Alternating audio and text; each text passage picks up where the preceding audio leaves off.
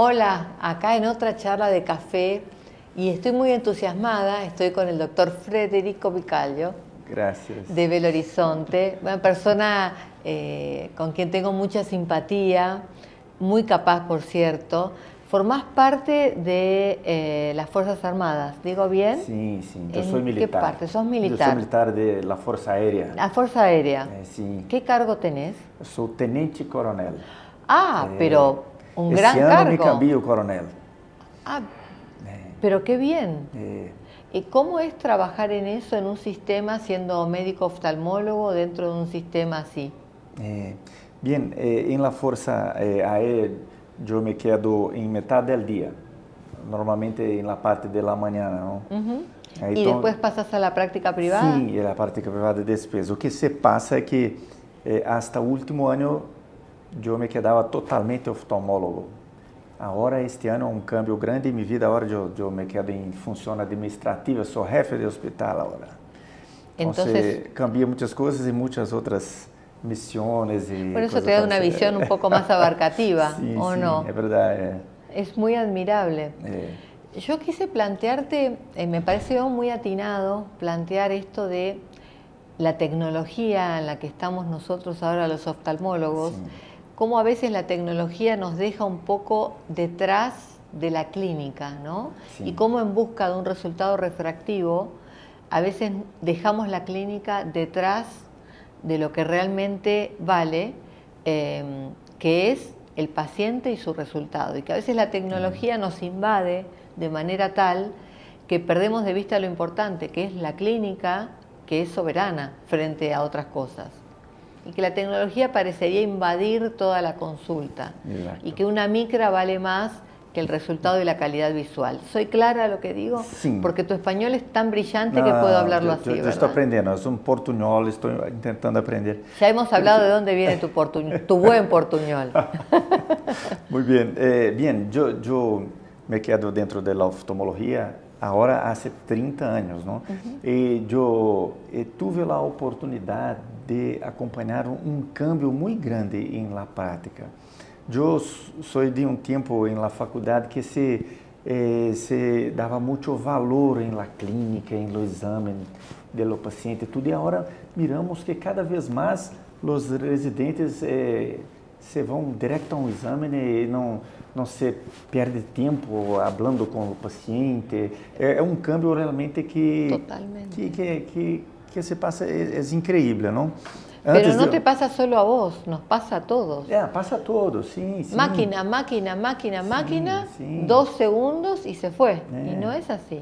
Se há programa de televisão que tem Dr. House, que é uma pessoa que tem uma inteligência e uma capacidade de examinar o paciente e sacar conclusões brilhantes, né? Hoje não há mais Dr. House, não há. A pessoa se vai direto aos equipos para sacar os exames. Então, esse é câmbio que eu tenho dificuldade de acostumar com esta nova realidade. Não? Eu sou de uma escola onde exame era complementar. Deveríamos fazer exame complementário. Complementar. Agora, me parece que não é mais complementar. O exame é o principal, muitas vezes. Então, é incrível isso. Não? Estamos passando um momento de câmbio. Tu consulta... ¿en qué se basa fundamentalmente? ¿Cuándo le das, cuál es tu trípode, tu basamento fundamental clínicamente hablando? Y sí, ¿cuáles son tus exámenes de rutina que no soslayás, que no dejás a un lado? O sea, vos tenés tu examen de rutina y ¿qué exámenes no dejás de hacer un paciente en forma básica? Sim, bem. Em lá minha clínica privada, eu trabalho quase que exclusivamente com queratoconos. Se eu tenho 20 pacientes... Quase solo. Se eu tenho aí 20 pacientes, 19 são queratoconos e é um amigo que vem a meu consultório. Uau! Porque os outros são quase todos queratoconos. Então, mesmo assim, eu trabalho na clínica que tem limitações desses exames. Eu creio que não necessito mais que exames básicos, que são a topografia, a paquimetria, É que com isso eu hago minha clínica básica. Ao lado de minha clínica, se há uma outra clínica que eu sou sócio, que é uma clínica mais completa, com muitos exames mais caros e tudo, cirurgias e tudo. Então, eu tenho uma clínica privada ao lado de uma clínica, um hospital oftalmológico mais completo, não? Creio que estou muito bem assim, Então, eu hago o acompanhamento dos pacientes antes da cirurgia e depois da cirurgia com quase todos com o que eu tenho na clínica privada, que é mais simples. E quando eu necessito de um exame mais caro, tudo para ser um preparo para uma cirurgia, eu utilizo a clínica ao lado. Creio que vai bem hasta hoje. Claro. Sucede que muchas veces es necesario, por ejemplo, vos haces habitualmente cirugías de queratocono. ¿Cirugías refractivas no haces en el hospital? Hago, sí. Y en esos casos hacen cirugía personalizada con Wavefront. Sí. Tenemos toda esta tecnología, tenemos un Alcon X500, que es un equipo último tipo, entonces temos todos esses tipos, sim. Hago também as cirurgias de anilho, que eu trabalho especialmente com queratoconos, com femtosegundo, tudo isso eu tenho na clínica ao lado da minha clínica privada e temos essa opção. Incluso utilizando o Pentacam para a planificação. Claro, aí a tecnologia está ao serviço de la buena práctica.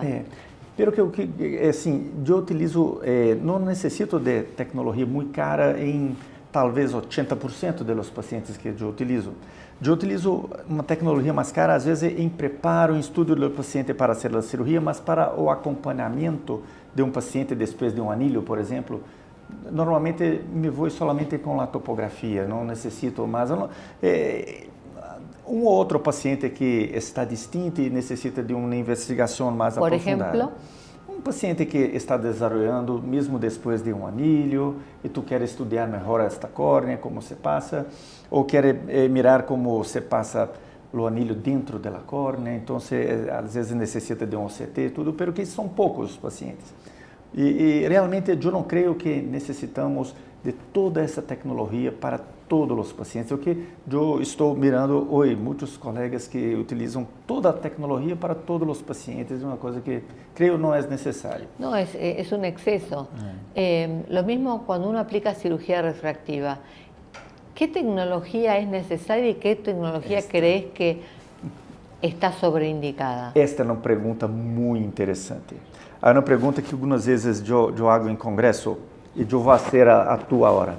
Okay. Se tu tens um paciente que é um paciente muito tranquilo para ser refractiva, mire, paciente com 3 graus de miopia, uma córnea muito grossa, 570 micrones, não tem história de queratocono, um paciente com 30 anos, não tem nenhum problema. É necessário fazer uma tomografia de córnea para fazer a cirurgia deste paciente ou somente uma topografia e paquimetria é suficiente para fazer a cirurgia? Eu já fiz essa pergunta em muitos congressos, né?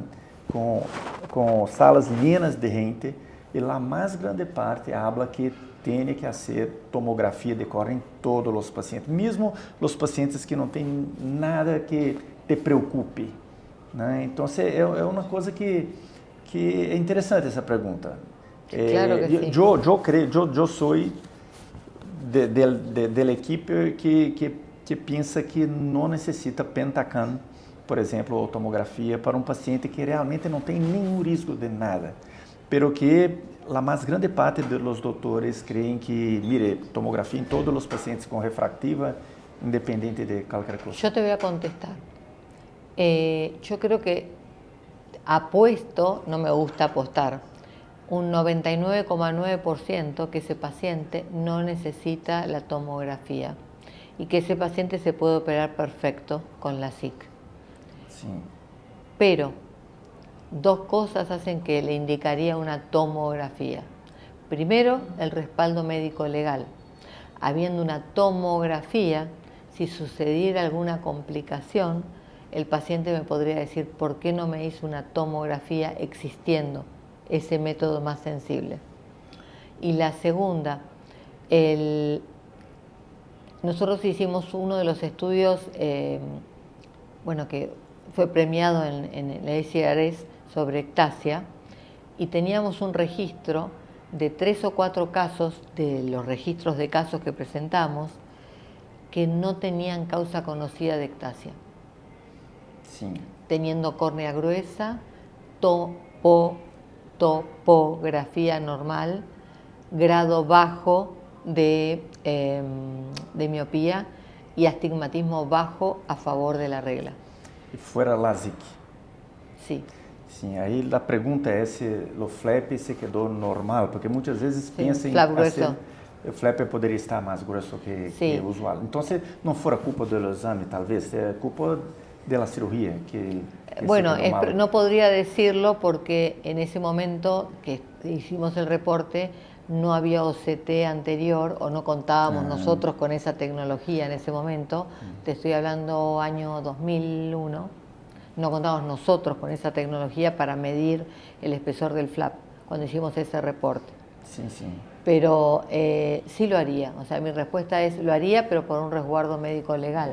Bien, o que ahora, pasa... 99% que ese paciente es normal. Sim, o que se passa é que se tu fizesse a tomografia nestes pacientes, iria ser a cirurgia igual. Não iria cambiar Así, nada. como diciendo, casi te diría, la hago y la guardo. Porque sé que va a estar bien. A coisa também se cambia de um país para outro país. Eu já escutei que alguns países, como os Estados Unidos, é obrigatório fazer a tomografia e realmente se tem algum problema de pós-operatório, não tem uma tomografia pré, isso é igual perda de qualquer processo médico legal e tudo isso. Bueno, eso me parece lógico, que el paciente tiene que tener una topografía, por lo menos. Não, topografia sim, pero que a tomografia. Que no tenha tomografia. Que tenha a tomografia antes. Então, bem, talvez cambie de sistema jurídico de um país a outro país, pero que não parece que acrescenta muito a ser uma tomografia. Um paciente totalmente normal. Mire, eu estou falando de uma pessoa que realmente um grado baixo. Eu creio que quando tu vai fazer uma cirurgia refractiva, um paciente com 8 de miopia, 9, deve ser tudo. Pero um paciente com 2, 3 de miopia, com a córnea grossa, unidade buena, não tem história familiar de queratocono, não é nada que algo simple como hacerle una retinoscopía. Retinoscopia normal. Y ver que tenga una retinoscopía normal. Normal. Sí, lo haría casi por una cosa juiciosa, pero con el convencimiento de que es algo totalmente innecesario. E se há também a parte comercial, que muitas vezes o doutor tem a oportunidade de fazer um exame que vai ter um pouco mais de rentabilidade, não é verdade? Então, há esta parte também. Isso é Mas verdade. é um tema interessante. O que me assusta é que eu creio, realmente eu sou da equipe que pensa que um paciente absolutamente tranquilo não necessita, porque quando eu pergunto em um congresso, todos hablan que es necesario hacer tomografía, quase todos. Es difícil. Sí, pero no te dan una razón. Talvez o mais antigo. Os mais antigos hablam que não, mire, esse aqui creio que pode ser solamente com a topografia, porque antigamente não havia tomografia e hacíamos a cirurgia e tudo se totalmente, seguia muito bem, totalmente. Y años y años. Agora há gente mais nova que já vive em um tempo que se hace tomografia para todos. Então, não está acostumado com o risco de não fazer. Então, coincido. ¿Qué prevalencia le das a los mapas epiteliales? ¿Qué prevalencia yo hago? Sí, ¿qué importancia le das a los mapas epiteliales? Muy bien. Esta é uma tecnologia que para alguns casos específicos é muito interessante. Bien, eu hago cirurgia especialmente em pacientes com queratocono, não é verdade? Então,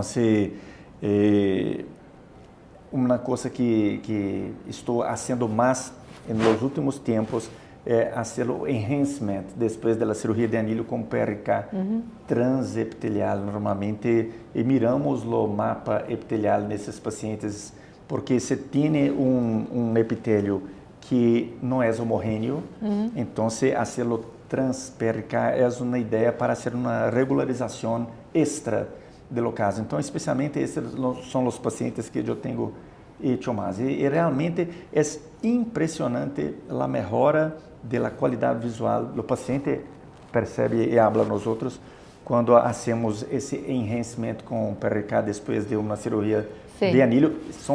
São pacientes com também córnea mais grossa, que mais idade também, depois dos 30 anos e tudo. Temos incluso alguns trabalhos de doutoramento, trabalhos de pós-grado, fazendo comparações com isso muito interessantes. Há um amigo que hizo um pós-grado de anilho e PRK depois de transplante, astigmatismo alto depois de transplante de córnea, hace o anilho, depois hace um PRK, para uma regularização adicional. E a melhora da agudeza visual depois de PRK é mais grande que a melhora de anilho primeiro. Então, mostrando como é bueno algumas vezes um laser para ser uma regulação, uma regularização da superfície do olho. Muito interessante. Eu creio que isso é uma coisa que utilizamos pouco hoje, mas que creio que devemos estudar e talvez utilizar mais. Bueno, en esos casos ves, la tecnología está a la altura de la clínica y del resultado. Sí. Hay muchas veces que la tecnología acompaña el resultado, pero muchas veces la tecnología está detrás de la clínica. La clínica es la soberana y tienen que seguir siendo el estudio complementario. Nosotros somos los amos y patrones de la decisión estratégica, del tratamiento, el que realiza el tratamiento y el que decide. Mas como é difícil explicar isso na mente dos doutores de las nuevas nuevos. generaciones. É difícil. Me alegro que estemos de acuerdo. Es difícil. Me alegro. ¿Qué enseñanza de vida le dejamos a estas nuevas generaciones tan apabulladas por la tecnología? Porque fíjate cómo están, hoy en día yo a veces los veo que cualquier duda la consultan con un chat. Cualquier cosa, nosotros antes salíamos y consultábamos con nuestra memoria, Doctor House, con lo que habíamos aprendido. Antes nos guiábamos por nuestros conocimientos, o por la lógica, o por el criterio. Bien, la tecnología no hay como evitarla, ¿no? Yo soy amiga de la tecnología, no se me malinterprete. Soy amiga, pero es una alianza y es una relación simétrica, no es asimétrica. La tecnología no está por encima mío, está a mi altura. Temos que aceitar, vai ajudar muito, pero que não podemos olvidar de alguns princípios que são básicos, que é o conhecimento, o tempo com o paciente, a anamnese, extraindo todas as informações importantes. Isso não pode perder espaço para os exames, isso há que permanecer, porque muitos pacientes que estão infelizes, não estão satisfeitos com uma cirurgia, não é porque a cirurgia fora mal hecha, pero que fora mal indicada, talvez, porque o doutor não compreendeu quais são os objetivos do paciente, que é distinto dos objetivos do doutor algumas vezes. Eu tenho alguns pacientes insatisfeitos que vêm, às vezes, de outros serviços, que metem anilhos pensando que se quedariam, iam quitar as gafas, e não é esta a ideia. A expectativa. Não tivemos muito problema de comunicação. Um dos principais problemas do mundo é o problema de comunicação, de não falar e extrair do paciente tudo que é necessário. Então, a tecnologia realmente assusta a todos nós outros, não? A inteligência artificial é incrível. Eu estava com os residentes do hospital onde eu trabalho, que eu trabalho na Força Aérea, e trabalho também na Universidade Federal. Sim. E havia um paciente que estava com um problema de infecção no dedo dele. Paroniquia, que se chama, não sei se em espanhol é paroniquia, que é uma inflamação. Sim, sim, paroniquia. Mire, sim. Frederico, que é a medicação boa para isto? Eu falei, não sei. Espere. Sacou o telefone, sacou na foto, enviou para Google. Google falou, mire, isto é uma paroniquia, a medicação é esta. Eu quedei, não é possível que com uma foto já é incrível Google perceber que é um dedo, pelo que saber que é uma paroniquia. Claro, é incrível. Aí ele falou, mire, eu vou provar a você o que pode a inteligência artificial fazer. Aí chegou um paciente com uma esclerite. E aí metemos um blefro, sacamos uma foto e mandamos para o Google. Isto é uma esclerite.